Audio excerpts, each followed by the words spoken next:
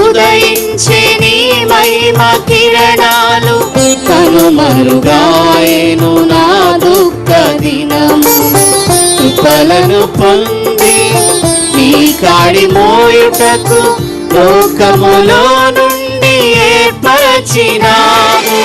ఈ దివ్య సంకల్పమే అవనిలో శుభప్రదమై నీ నిత్య రాజ్యములకై నిరీక్షణ కలిగించెను. స్తుతి పాడుటకే బ్రతికించిన జీవనదాతవు నీవేనయ్యా.